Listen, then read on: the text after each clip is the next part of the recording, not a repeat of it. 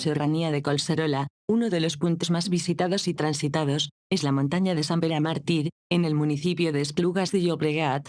Exceptuando la última cuesta, algo más empinada, llegar arriba no comporta más dificultad, siendo un camino apto para familias con niños.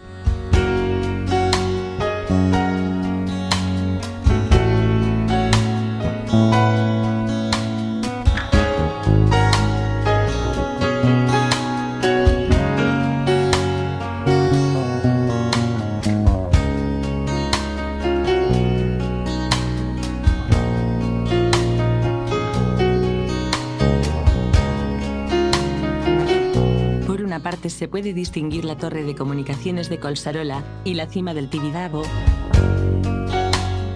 Por el otro lado, se observan las antenas de telecomunicaciones, que dominan la cima de Sant Pere Màrtir.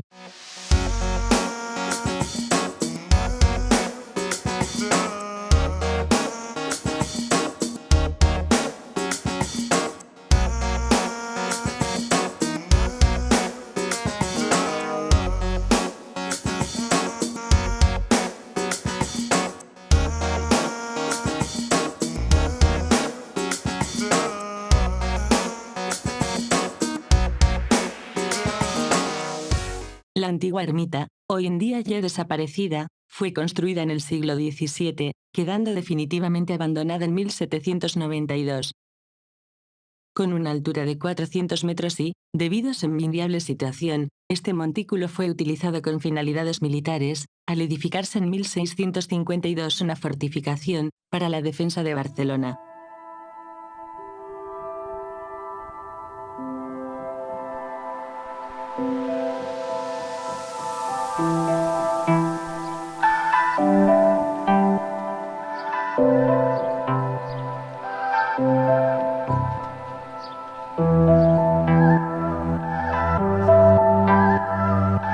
En los alrededores, se pueden encontrar los restos de varias baterías de defensa antiaéreas.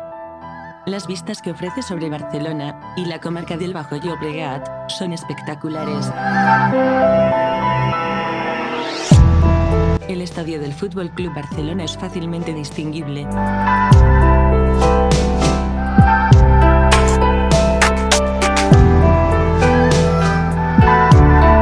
Incluso en días muy claros es posible distinguir, a lo lejos, la silueta de la isla de Mallorca, flotando sobre el mar Mediterráneo.